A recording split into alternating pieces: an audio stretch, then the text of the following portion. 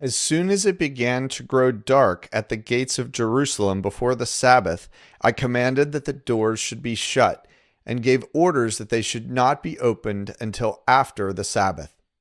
And I stationed some of my servants at the gates, that no load might be brought in on the Sabbath day. Then the merchants and sellers of all kinds of wares lodged outside Jerusalem once or twice. But I warned them and said to them, "Why do you lodge outside the wall? If you do so again, I will lay hands on you."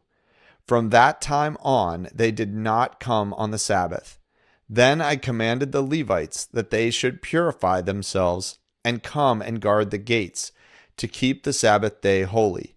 Remember this also in my favor, O my God, and spare me according to the greatness of your steadfast love.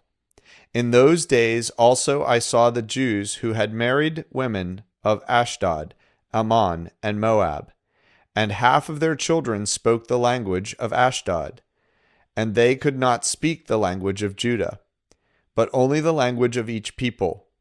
And I confronted them and cursed them and beat some of them and pulled out their hair. And I made them take an oath in the name of God, saying, "You shall not give your daughters to their sons, or take their daughters for your sons or for yourselves." Did not Solomon, king of Israel, sin on account of such women? Among the many nations there was no king like him, and he was beloved by his God, and God made him king over all Israel.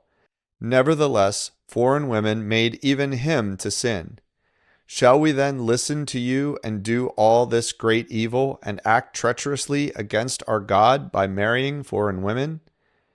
And one of the sons of Jehoiada, the son of Eliashib, the high priest, was the son-in-law of Sanballat the Horonite. Therefore I chased him from me.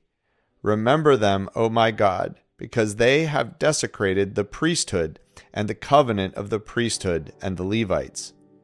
Thus I cleansed them from everything foreign, and I established the duties of the priests and the Levites, each in his work. And I provided for the wood offering at appointed times and for the first fruits. Remember me, O my God, for good.